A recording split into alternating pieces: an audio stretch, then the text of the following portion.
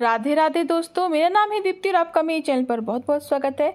बहुत सारे लोगों का प्रश्न आ रहा था कि जीवित पुत्री का व्रत, जितिया व्रत इस साल कब है और नहाय खाए की जो विधि है वो हमें कब करनी है, व्रत निर्जला जो हम रखते हैं वो कब रखना चाहिए और इसका पारण हमें कब करना है। तो देखिए, सबसे पहले तो जो जितिया का जो व्रत होता है वो माएँ रखती हैं अपने बच्चों के लिए, अपनी संतान के लिए। हर साल अश्विन मास की कृष्ण पक्ष की अष्टमी से तिथि से लेकर नवमी तिथि तक महिलाएं जीवित पुत्री का व्रत रखती हैं। निर्जला व्रत होता है ये।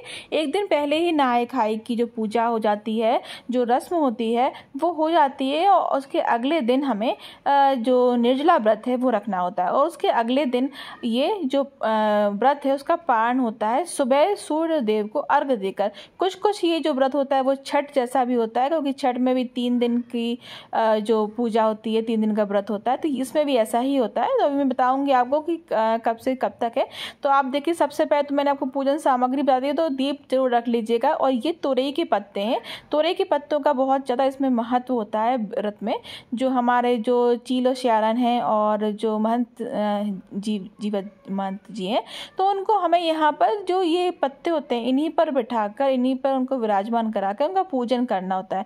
और इसी पे ही हमारे जो तोरई की सब्जी और पूड़ी का भोग लगाया जाता है, इसी पर हमें प्रसाद लगाना होता है। अगर ये ना मिले तो आम के पत्ते या पान के पत्ते भी आप ले सकते हैं। 5 प्रकार के आपको मौसमी फल चाहिए हैं। और आपको मैंने जो सामग्री बताई थी उसको अभी आप ध्यान से देख लीजिएगा। उसमें नारियल और जनेऊ, कलावा, दीपक, ये सभी चीज़ें हमें चाहिए। तो यहाँ पर देखिए, यहाँ पर ये जीवित पुत्री का जो व्रत होता है इसमें ये जीतिया पहना जाता है। ये जीतिया 3-3, 5-5 या 1 का भी होता है। इसको लाल मोतियों में बनाया जाता है। अगर आपके पास ये ना हो तो आप लाल धागे से भी बना सकते हैं। लाल धागा आपको लेना है, आप 4 बार उसको फोल्ड कर लें और बीच में आपको पीला धागा या गोल्डन धागा लगाकर उसको बांध लेते हैं और उसमें पीछे एक नॉट बांध लेते हैं। तो ये पूजा में हमें ज़रूर पूजना होता है और पूजने के बाद आपको ये माएँ जो व्रत रख रही हैं वो उनको पहनना होता है। तो जो पूरी पूजा आपको करनी है, पूरा कलश की स्थापना कर कर गणेश जी का पूजन करें।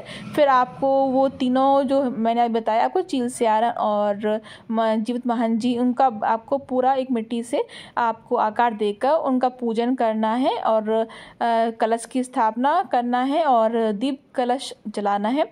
और फिर उनकी पूरी पूजा करने के बाद जो आपकी ककड़ी होती है, ककड़ी यानी खीरा का विशेष महत्व होता है। खीरा जरूर रखेगा। तो खीरे को बाबा से पूरी पूजा होने के बाद आपको थोड़ा सा उसी घी के दीपक से आपको थोड़ा सा उसका काजल बनाकर अपने बच्चे को लगाना होता है। इसमें आप सरसों के तेल और जितना भी भोग प्रसाद है वो ज़रूर अर्पित करें। वो सरसों का तेल बाद में अपने बच्चे के बालों में भी लगाया जाता है। ये जो पूजा है आपको इस वर्ष आपको 5, 6 और 7 तारीख को करना है। 6 तारीख को अष्टमी है तो 6 तारीख को आपका निर्जला व्रत होगा। 5 तारीख से ये शुरुआत हो जाएगी। खाए नहाए की जो विधि है वो आपको 5 तारीख को करना है। बाल धो लें उसी दिन और आपको जो भोग प्रसाद बनाना है वो एक दिन पहले 5 तारीख को बना लें। इस तरीके से ठेकुआ बनते हैं, ये देख सकते हैं आप। ऐसा कहा जाता है कि आपको जो पुए होते हैं, मीठे वाले पुए बनाकर महकाना होता है, जिससे वो सुगंध है वो आपके पितरों तक पहुँचे, उनको भी ये भोग प्रसाद मिले। तो ये जो भोग प्रसाद है आप एक दिन पहले ही या सुबह 4 बजे उठकर नहा धोकर ये अपने घर की बालकनी पे या छत पर आप अपने तोरई के पत्ते के ऊपर आप प्रसाद रख दें और फिर आपकी जो व्रत है वो शुरू हो जाएगा। ये पूरी पूजा आपको जो करनी है एक दिन पहले ही शुरुआत कर देनी है। और ये जो पूजा है ये बहुत ज़्यादा मानी हुई पूजा है। खासकर कि बिहार और यूपी में ये बहुत ज़्यादा पूजा ये व्रत किया जाता है।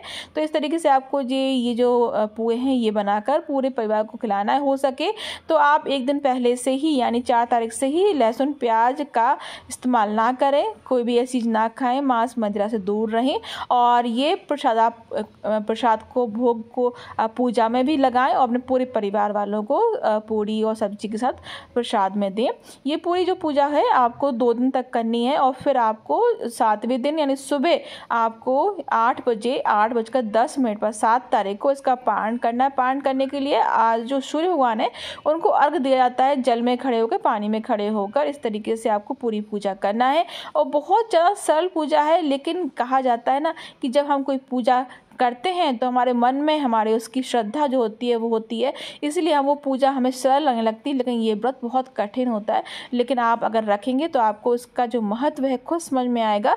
ये जो व्रत है माताएं रखती हैं अपने संतान के लिए, उनकी दीर्घायु के लिए, लंबी उम्र के लिए, अच्छे भविष्य के लिए, स्वास्थ्य के लिए। तो अगर आपके यहाँ पर ये व्रत होता है तो इस तरीके से आप व्रत करिए। अगर फिर भी आपको मन में क्वेश्चन हो तो आप मुझसे पूछ सकते हैं। इस तरीके से सोने की जितिया भी बनवाई जाती है, आप इस तरीके से भी बनवा सकते हैं। अगर नहीं बनवा पाए तो कोई बात नहीं, इस तरीके से लाल धागा, ये देख सकते हैं, इस तरीके से लाल धागे में आपको पीला वाला धागा बीच में लगाकर इसे बाद में छोटी सी पॉम लेकर उसको गांठ बांध ले और ये माला आपकी बन जाएगी। इसको आपको पूजना है और इस पर ही आपको धूप दीप लगाकर आपको पूज लेना है। इस तरीके से आपको पूजा करनी है। जितिया की व्रत बहुत ज़्यादा सौभाग्य देने वाली व्रत होता है, इसको आप ज़रूर कीजिए और अपनी जो कथा है उसको ज़रूर सुन लीजिए। कथा की पूरी जो वीडियो है वो आपको मेरे चैनल पर मिल जाएगी। तो चलिए आज का ये वीडियो मैं यही सब करती हूँ। आशा करती हूँ आपको ये सारी विधि और जानकारी अच्छी लगी होगी। अगर अच्छी लगी है तो प्लीज़ लाइक ज़रूर कीजिए, न्यू है तो सब्सक्राइब कर लीजिए मेरे चैनल को। आपका बहुत बहुत धन्यवाद।